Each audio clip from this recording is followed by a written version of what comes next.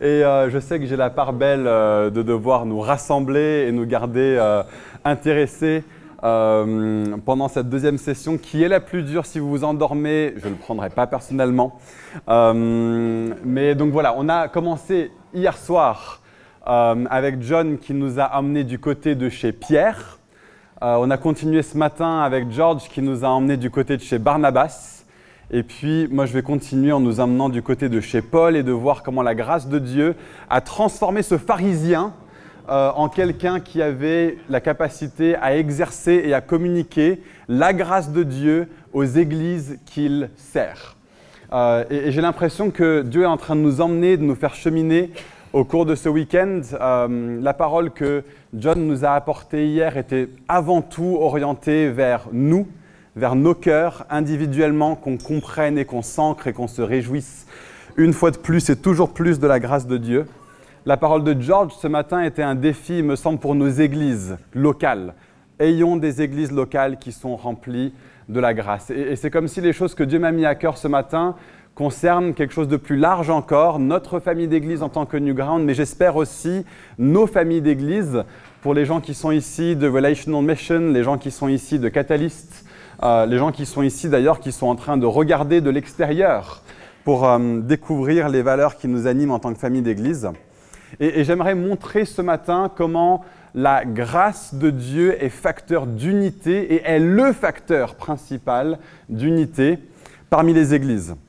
Donc quand on regarde la doctrine de la grâce chez Paul, voici ce qu'on trouve. Et c'est les différents points que je vais chercher à montrer ce matin. C'est que la doctrine de la grâce de Dieu est la chose sur laquelle Paul insistait. C'était le point absolu et non négociable qu'il établissait dans les églises de façon systématique. Que cette doctrine est, et George le disait à la fin de son message, est la fondation apostolique essentielle qui permet ensuite de bâtir selon les priorités de Dieu. Et troisièmement, donc, que l'unité sur cette question qui assure et qui fonde notre unité laisse de la latitude et de la diversité au sein d'une famille d'église sur d'autres questions et que Paul cherchait à la fois une unité de cœur sur ces questions fondamentales et une diversité aussi au sein des églises. Certaines familles d'églises insistent que toutes les églises aient le même nom, exactement la même façon de fonctionner, peut-être même le même prédicateur ou un seul pasteur principal pour tout un mouvement. Mais la grâce de Dieu nous permet de bâtir non pas autour d'une confession de foi commune, mais plutôt de bâtir sur la base de trois choses. Des valeurs communes et une mission partagée et des relations véritables. Et c'est ça qui fait la différence entre le fait d'être une famille d'église et le fait d'être une dénomination au sens plus classique. Autrement dit, bâtir sur des fondations apostoliques va nous permettre d'avoir le bon équilibre entre le fait de bâtir, non pas en faisant fi de la doctrine, mais aussi de ne pas bâtir en ayant en tête que la doctrine. Ça nous conduit à bâtir ensemble avec une approche qui est fortement doctrinale, mais qui n'est pas doctrinaire. Et donc, il me semble qu'ayant dit tout ça, j'ai trois choses que j'ai approuvées aujourd'hui, depuis la Bible, parce qu'on veut que tout ce qu'on fasse et tout ce qu'on dit soit non pas des bonnes idées des hommes, mais qu'on bâtisse selon les Écritures. Première chose, que pour Paul, ce que lui appelle la saine doctrine était une autre façon de dire la doctrine de la grâce de Dieu. Ni plus et certainement pas moins. Mais quand Paul parle de saine doctrine, ce qu'il veut que les églises aient dans leur fondation, il parle d'abord et avant tout et de façon fondamentale de la grâce de Dieu. C'est la fondation première.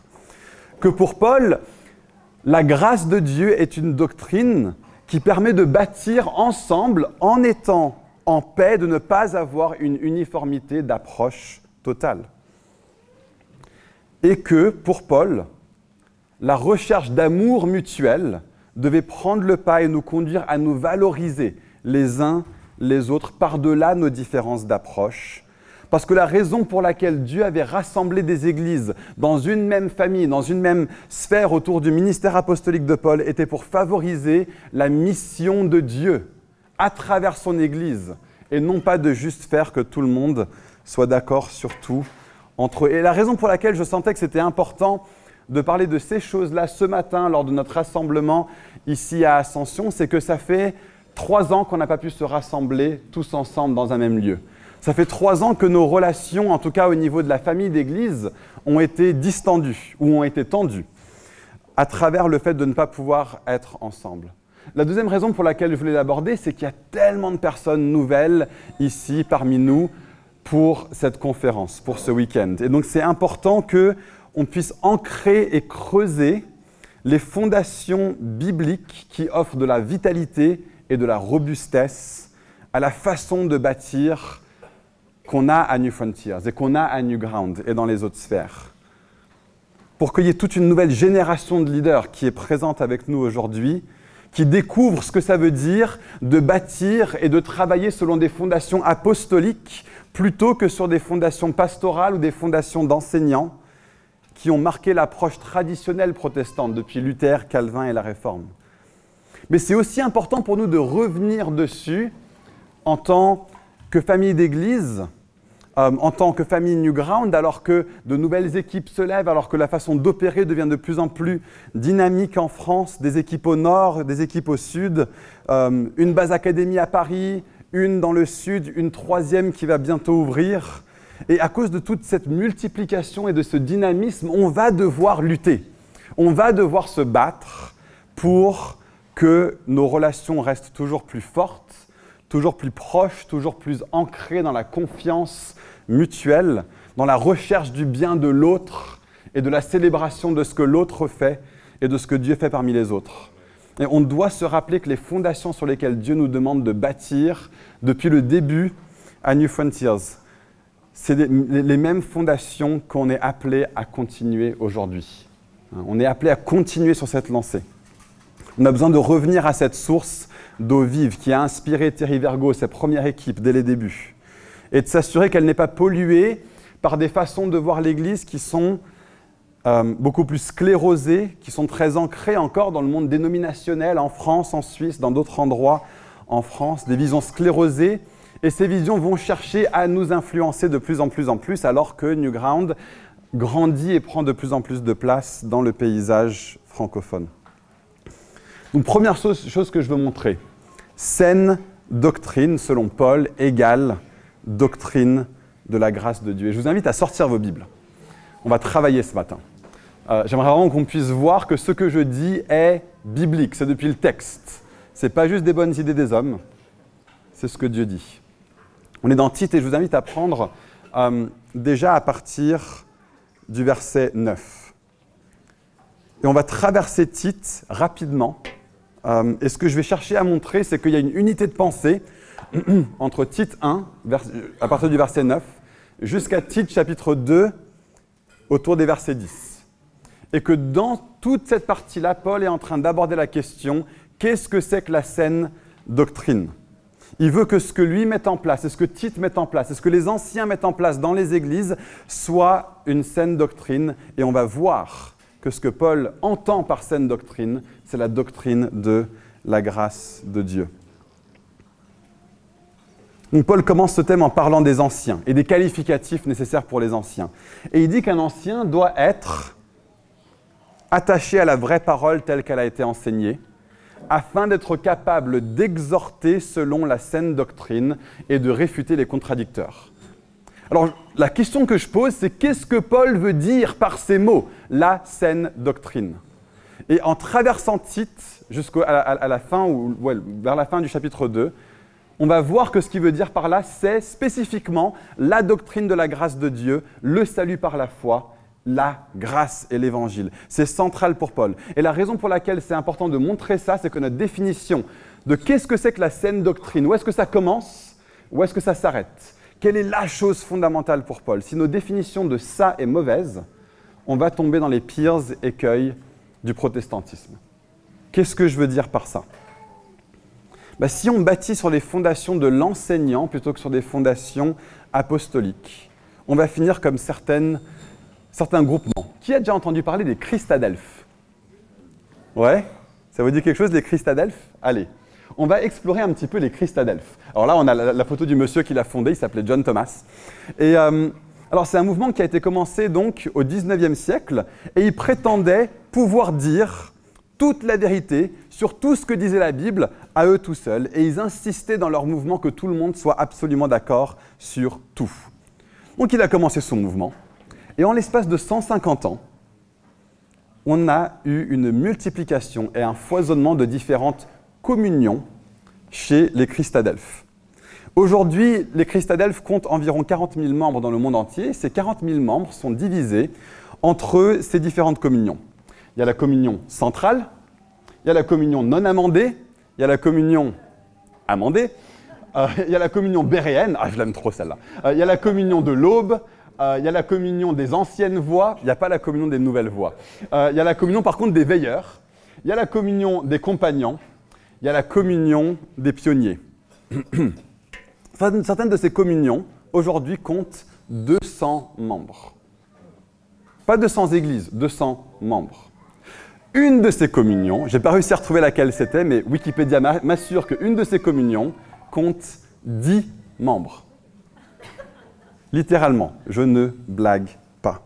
Pas 10 églises membres.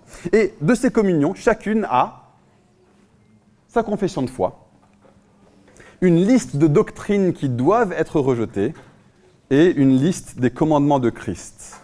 Ça donne envie, non? Ça donne vraiment... Moi, je suis là, je me dis, j'ai envie de ça. Alors, est-ce que c'est eux qui ont raison? Est-ce que c'est ça d'être attaché à la saine doctrine? Est-ce que c'est ça que Paul veut dire quand il dit les anciens doivent être attachés à la saine doctrine? Et alors, qui a entendu parler de l'Église chrétienne de l'Avent primitif? Non, ça parle à personne, c'est normal. C'est un groupe de 9 églises.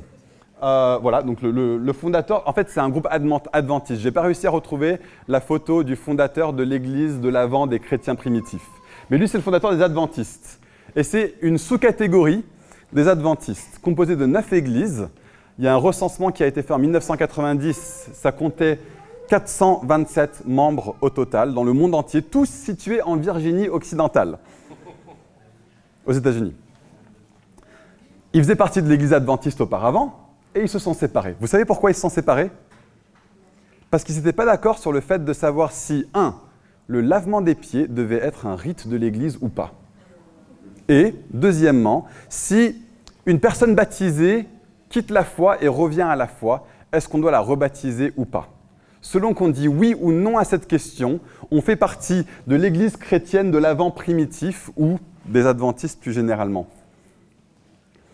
Donc, d'un côté, dans cet écueil du protestantisme, on a des groupes qui, à cause de leur définition de ce que Paul voulait dire par saine doctrine, ils vont fonctionner non pas en cherchant les bonnes fondations doctrinales, mais ils vont fonctionner de façon doctrinaire. C'est là où ça nous conduit si on n'arrive pas à avoir une bonne définition de ce que Paul veut dire par saine doctrine. Ça nous conduirait à ne pas savoir faire la distinction entre ce qui est non négociable, des choses qu'on écrit dans le sang. Il y a des collines sur lesquelles je suis prêt à me tenir et à mourir. La doctrine de la justification par la grâce ou par le moyen de la foi, je meurs pour cette doctrine. Il y a des choses qui sont non pas non négociables, mais qui sont importantes. Je ne les écrirai pas dans le sang, mais je suis très très prêt à les écrire dans de la pierre, pour que dans ma génération, voilà ce que nous confessons.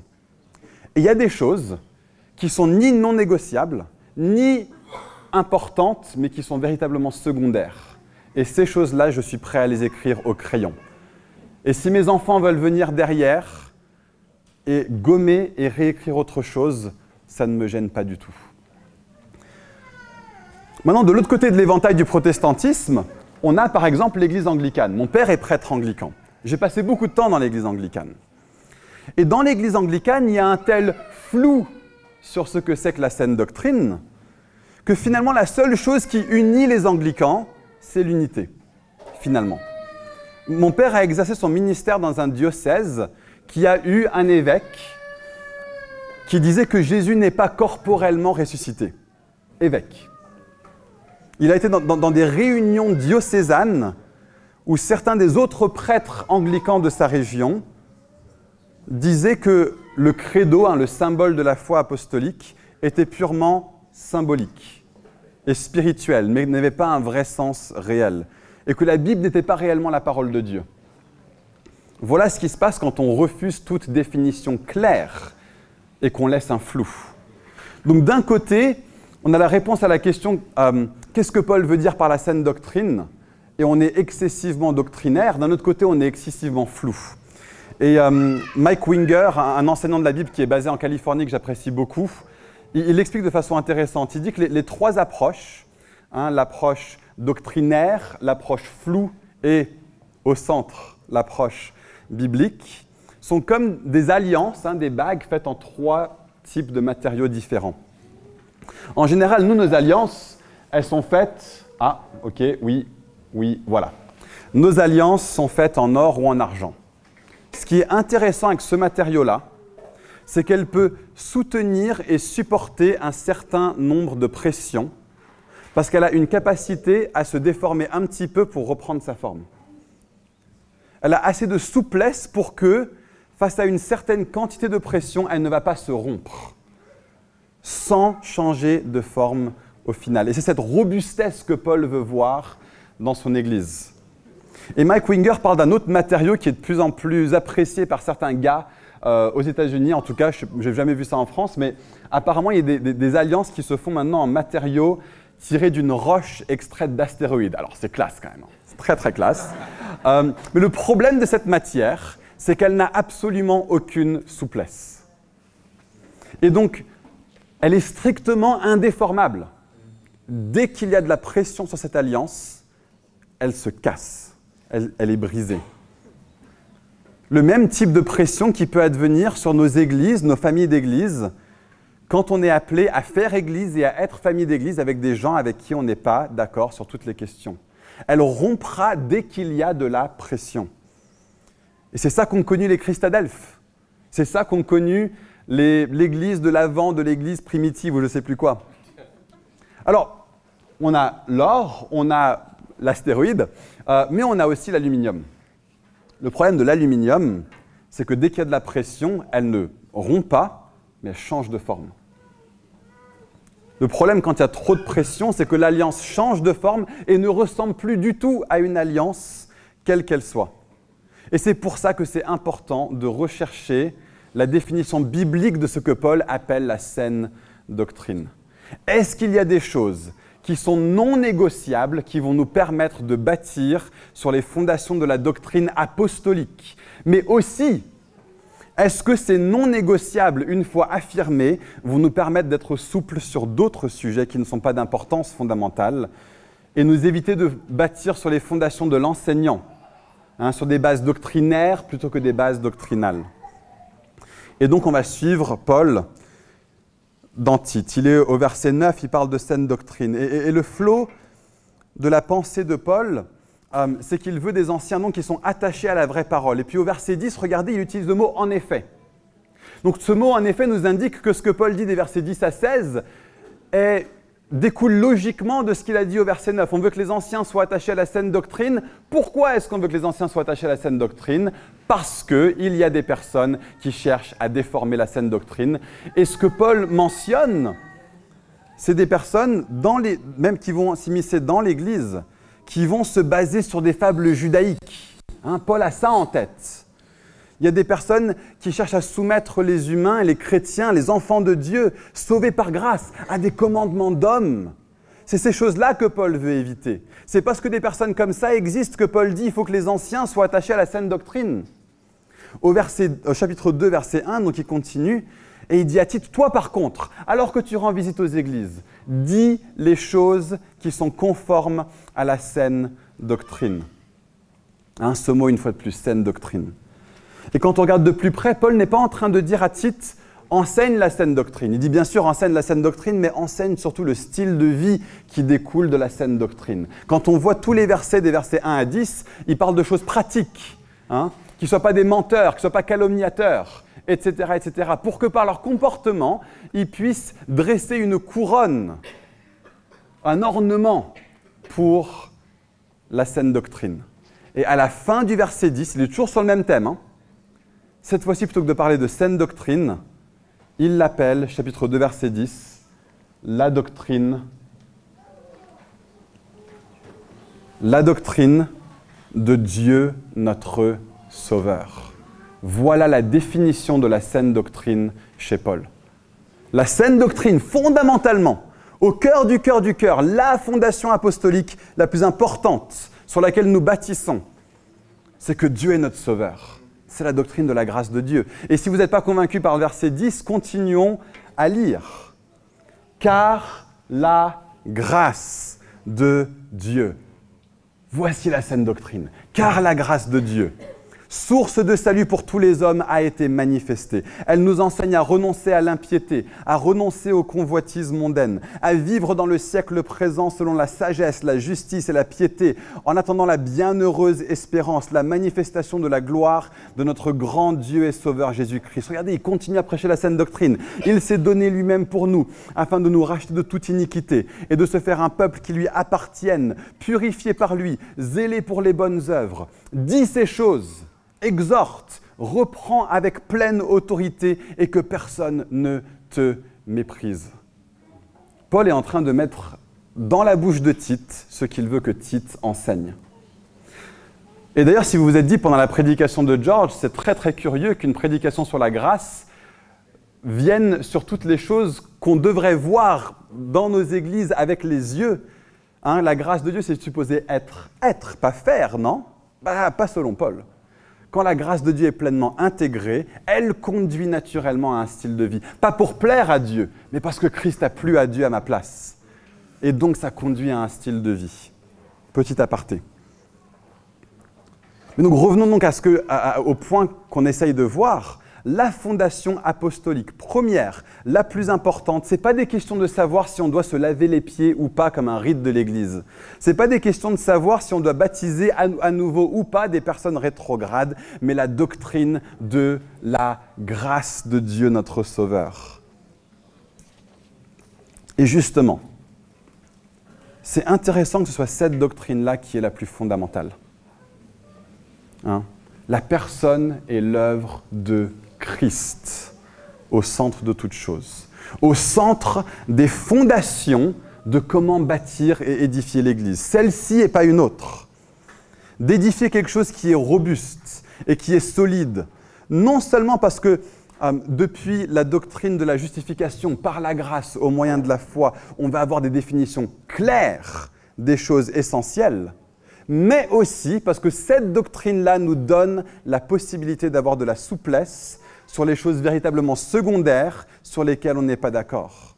Ce n'est pas à dire qu'on relativise la vérité, mais plutôt que la vérité est gouvernée par la vérité la plus fondamentale.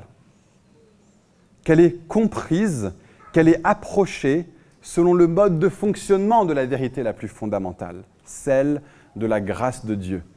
Et c'est par la grâce de Dieu que nous construisons et que nous édifions le reste de comment croit et comment vit une Église. Et voilà pourquoi la grâce de Dieu nous est tellement chère au sein de New Frontiers. C'est une fondation, c'est la fondation apostolique par excellence. C'est ça que Paul a reçu comme de première importance. 1 Corinthiens 15, versets 1 à 3. « Je vous rappelle, frères et sœurs, l'évangile que je vous ai annoncé, que vous avez reçu, dans lequel vous tenez ferme. C'est aussi par lui que vous êtes sauvés, si vous le retenez dans les termes où je vous l'ai annoncé, autrement votre foi est inutile. Je vous ai transmis comme de première importance le message que j'avais moi-même reçu. Christ est mort pour nos péchés. Alléluia. Conformément aux Écritures. Il a été enseveli et il est ressuscité le 3e jour, conformément aux Écritures. Je reviens juste de Grèce. Et on a vu les colonnes des temples qui sont bâtis sur l'acropole. Une des choses extrêmement intéressantes avec ces colonnes, c'est comment elles sont bâties. Ce n'est pas une seule pièce de marbre. Ils étaient largement capables de le faire. Ils auraient très bien pu faire des colonnes en une seule pièce de marbre. Mais ils ont fait ça en plusieurs pièces de marbre pour qu'à chaque fois, il puisse y avoir une pièce avec un petit pylône qui ressort en haut et un trou en dessous du suivant sur lequel on va pouvoir poser la suivante. La raison pour ça, c'était que quand il y avait un tremblement de terre, les pylônes avaient besoin de la souplesse nécessaire pour rester debout. Si ça avait été trop dur, si les choses fondamentales n'avaient pas été mises comme fondamentales et les choses importantes mais pas fondamentales avaient été mises comme si elles étaient fondamentales, l'édifice se serait écroulé. Cette capacité à faire la distinction entre ce qui est d'importance première et ce qui ne l'est pas est ce qui va fonder notre unité sur la durée. Et donc, deuxième chose que j'essaie de prouver, la centralité de la grâce régit les principes selon lesquels on bâtit. Parce que le but de confesser une doctrine, ce n'est pas seulement d'en affirmer les mots, mais c'est de se laisser totalement infuser par la vérité qui se trouve derrière ces mots. Et donc c'est super important que lorsqu'on dit que la doctrine de la grâce de Dieu est la fondation apostolique que Paul pose et qui nous appelle à maintenir comme de première importance, que le contenu de cet enseignement régisse et gouverne notre mode de fonctionnement avec lequel on développe et on maintient le reste de la doctrine que nous enseignons en tant que l'Église de Christ. Et donc ça m'amène à mon deuxième point, que pour Paul, la grâce de Dieu est une doctrine qui permet de bâtir ensemble en étant en paix, de ne pas avoir une totale uniformité d'approche. C'est la grâce de Dieu qui permet ça. Donc regardez comment Paul met en œuvre la centralité de la grâce lorsqu'il fait face à une situation dans une église de discorde au sein de l'église. À l'église de Corinthe, il y avait des personnes qui insistaient qu'on ne mange pas de viande sacrifiée aux idoles. Et d'autres qui disaient « non, moi je pense qu'on peut ». Comment est-ce que Paul traite cette question? Ça nous montre comment la grâce de Dieu infuse sa façon de bâtir tout le reste. Dans l'Église, les lignes étaient durement tracées. Chacun avait des convictions et chacun y tenait mordicus. Et c'est pour ça que Paul commence 1 Corinthiens 8, verset 1, et à nouveau, vous pouvez le prendre dans vos Bibles, il commence avec un certain degré d'ironie, en disant, en ce qui concerne les viandes sacrifiées aux idoles, nous savons que nous avons tous la connaissance. Tout le monde dans l'église de Corinthe avait la connaissance. C'est un peu une façon de dire à ceux qui traçaient ces lignes de façon très dure sur cette question profondément secondaire, c'est une façon de leur dire « mais oui, tu as une très belle connaissance, on est tous très impressionnés. Et puis toi aussi, de l'autre côté de la controverse, tu as une très belle connaissance, on est très impressionnés. En fait, c'est super, regardez, on a tous de la connaissance. C'est très impressionnant, non? Et là, regardez comment Paul, fort de cette conviction de la grâce de Dieu comme de première importance, va continuer. Il va dire, les amis, la connaissance rend orgueilleux, mais l'amour édifie. Alors, est-ce que Paul est en train de promouvoir une vision aluminium? Est-ce que Paul est en train de promouvoir de l'anti-intellectualisme? On s'en fiche des doctrines, on s'en fiche de la théologie. Un refus de toute définition doctrinale claire? Non. Il n'est pas en train de reprocher... il est en train de reprocher une approche qui est doctrinaire. Il n'a pas, en premier lieu, comme de première importance, en fondation principale, l'évangile de la grâce de Dieu. Parce que la doctrine de la grâce de Dieu informe la façon de connaître tout le reste. Ah bon? Est-ce qu'il y a une façon de connaître la vérité? Je pensais que la vérité, c'est la vérité. Oui, mais il y a une certaine façon de la connaître. Au-delà de la vérité elle-même, une bonne façon de connaître la vérité. Selon Paul, à cause de l'importance de la grâce comme de première importance, il dit qu'en réalité, le plus important, c'est ceci. Si quelqu'un croit savoir quelque chose, il ne connaît encore rien comme il faudrait le connaître. Ce n'est pas tout de connaître quelque chose. Il y a une façon de connaître quelque chose. Mais si quelqu'un aime Dieu, il est connu de lui. Paul est en train de dire que si la doctrine de la grâce de Dieu n'est pas suffisamment ancrée, alors on va avoir tort tout en ayant raison. Tort même en ayant raison. Oui, regardez, Paul ne va pas hésiter dans ce texte, c'est-à-dire que quelques-uns dans l'Église sont les forts et quelques-uns dans l'Église sont les faibles. Paul ne reste pas neutre sur la question. Paul n'est pas aluminium. Il sait quelle est sa doctrine. Mais pas de façon à exclure ceux qui ne voient pas les choses comme lui. En fait, il va demander aux gens qui sont d'accord avec lui. Paul, il est team fort. Il va demander à ceux qui sont d'accord avec lui de ne pas tracer une ligne dure, mais plutôt de faire preuve de considération pour ceux qui ne sont pas encore assez solides doctrinalement. Et c'est encore en s'appuyant sur l'évangile de la grâce qu'il va argumenter. Alors, regardez l'argument de Paul pour demander aux forts de oui connaître, mais pas de connaître de la mauvaise façon. Regardez son argument. Veillez toutefois, vous qui avez la même doctrine que moi, vous qui avez raison, veillez toutefois à ce que votre liberté ne devienne pas un obstacle pour les faibles. En effet, si quelqu'un te voit, toi qui as la connaissance, assis à table dans un temple d'idoles, lui qui est faible, ne sera-t-il pas encouragé dans sa conscience à manger des viandes sacrifiées aux idoles? Regardez son argument. Ainsi, à cause de ta connaissance, le faible ira à sa perte, ce frère pour lequel Christ est mort. La grâce de Dieu est ce qui conduit Paul à savoir exercer cette souplesse dans le mode opératoire entre les différentes, non seulement les différentes églises, mais les personnes au sein d'une même église. Paul ne relativise pas la doctrine, pas du tout. Ce que Paul fait, c'est qu'il lit tout. Même le fait d'avoir des convictions doctrinales par le filtre de la doctrine de première importance. Ce que lui appelle la saine doctrine, c'est le fait que le Dieu que nous servons, le Dieu qui nous a appelés, le Dieu qui nous a réunis, est profondément gracieux. Il est profondément gracieux. Voilà qui est Dieu. Voilà sa nature. Voilà ce qu'on découvre sur le Père en Jésus-Christ, à travers sa croix. Gracieux envers nous qui péchons. Gracieux envers nous qui l'avons offensé. Gracieux envers nous qui avons péché contre sa sainteté et offensé sa sainteté. Gracieux envers chacun d'entre nous et personne d'entre nous n'avons une doctrine parfaite. Et pourtant, Dieu est gracieux envers nous là-dessus. Aucun d'entre nous n'a une vision adéquate de la grandeur et de la sainteté et de la bonté de Dieu. Mais il a décidé de nous faire grâce. Certains d'entre nous, beaucoup d'entre nous, tous, on est trop craintifs pour faire les choses que Dieu demande de nous dans la mission.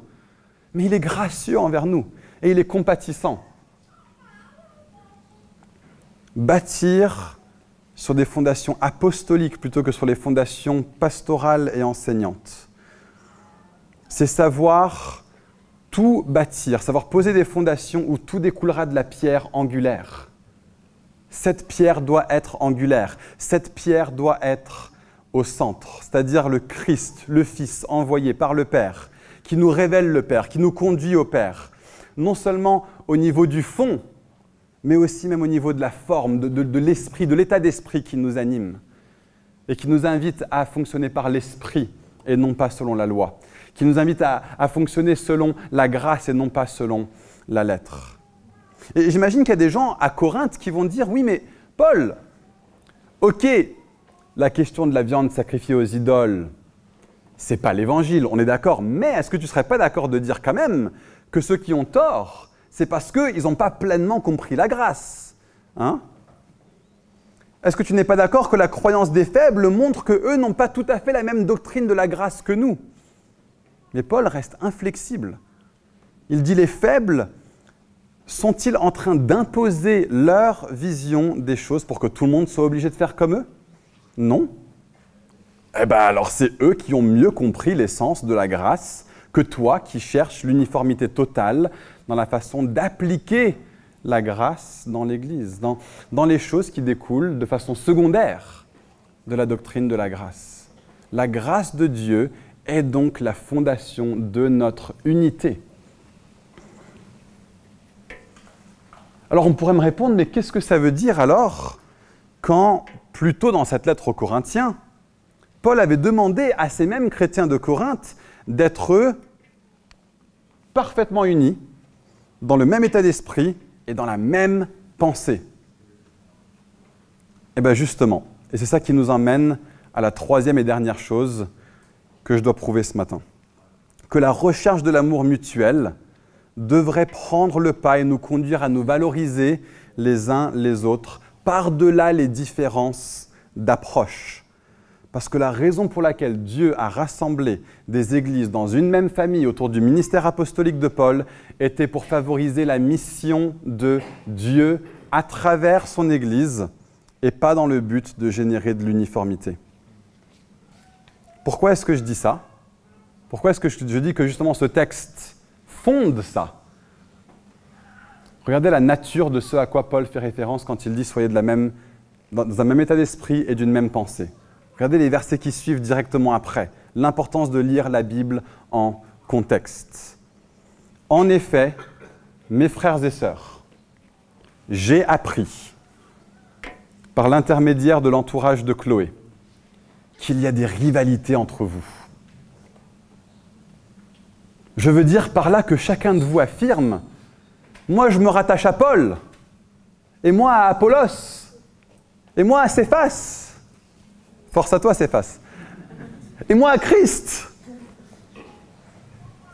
Christ est-il divisé? Paul a-t-il été crucifié pour vous? Ou est-ce au nom de Paul que vous avez été baptisés?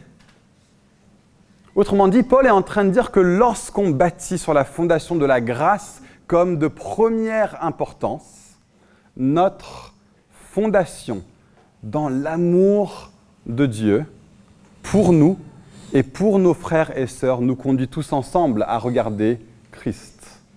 Et quand tous nos yeux sont fixés ensemble sur Christ, il n'y a rien de tel pour fonder notre unité. Plus personne ne sera là à dire « moi je me rattache à un tel, moi je me rattache à un autre. Ah mais lui il est imparfait, ah mais lui il n'a pas ceci, et lui il lui manque cela. » Et vous savez quoi, plus les choses grandissent, plus on va devoir apprendre à vivre avec cette tension. Déjà, dans New Frontiers, on est en train de vivre ça. Je connais des personnes qui voient cette question de la multiplication de sphères apostoliques comme une question de division. Mais nous, à New Ground, on est meilleurs que les autres parce que ceci et cela. Et nous, à Relational Mission, on est meilleurs là-dessus, et on est plus comme ceci. Et Catalyst cela, et Advance cela, et Disciple Nations, et Regions Beyond, on peut les nommer. C'est meilleur ou quoi? Et la même chose, d'ailleurs, peut nous guetter au sein d'une même sphère, parce que la dynamique du royaume de Dieu conduit à de la multiplication, et donc au sein d'une même sphère, les églises de tel et tel pays, ou les églises qui fonctionnent avec telle et telle équipe, ou qui travaillent avec tel et tel gars, ou les gens qui font les choses de telle manière ou telle autre, etc. Et du coup, si on ne fait pas attention, on peut finir comme les Corinthiens. Et je suis convaincu que grâce à l'exemple de Paul, nous sommes appelés et nous avons besoin, dans cette saison au niveau de nos églises, New Ground en France, et j'imagine que ce sera le cas aussi pour d'autres sphères, de s'assurer de garder la doctrine de la grâce de Dieu comme absolument fondamentale. C'est ça que nous définissons. Les lignes dures qu'on trace, elles sont là. La montagne sur laquelle on se tient et qu'on meurt, elle est là. Et si on bâtit sur une fondation autre que celle de la grâce de Dieu, si on cherche à connaître depuis une base autre que celle de la grâce, si on cherche à définir nos relations avec les autres sur des bases autres que celles que Paul et les autres apôtres affirment être la fondation principale de l'Église, sur laquelle toute l'Église apostolique devrait être bâtie et travailler et avancer et fonctionner, alors on va bâtir sur des fondations de l'enseignant, alors que selon la Bible, c'est le ministère apostolique qui a cette tâche de s'assurer de ce qui est essentiel et fondamental, et de ce qui est vu et entendu et compris et vécu comme essentiel et fondamental. Et c'est ça qui, sur la durée, en tant que famille d'Église, c'est ça qui va nous différencier des modes de fonctionnement dénominationnels qui sont tellement présents en France et qui créent des factions dans l'Église en France. C'est ça la différence entre parler de valeurs communes, plutôt que de bâtir autour d'une confession de foi comme le font tellement d'églises plus traditionnelles. qui cherche à prendre position sur tous les sujets. C'est ça, cette fondation de la grâce qui nous permet de continuer à avancer, à être et à rester et à devenir toujours plus des familles d'église qui construisent non pas autour du trio malsain des Christadelphes, confession de foi, doctrine interdite commune et liste des commandements de Christ commune, mais plutôt autour du trio qui découle des fondations de la grâce de Dieu, c'est-à-dire des valeurs communes et une mission partagée, en commun, ensemble en mission, et des relations véritables, ensemble en mission. Et donc ma prière, c'est que Dieu nous aide alors qu'on avance ensemble et qu'on grandit en tant que famille, qu'on émerge même de cette période Covid où on n'a pas pu se réunir en physique pendant tellement de temps, à renouer une fois de plus notre unité, à renouer une fois de plus nos relations, à renouer une fois de plus notre amour profond les uns pour les autres. Et je veux prier que Dieu nous aide là-dedans par sa grâce.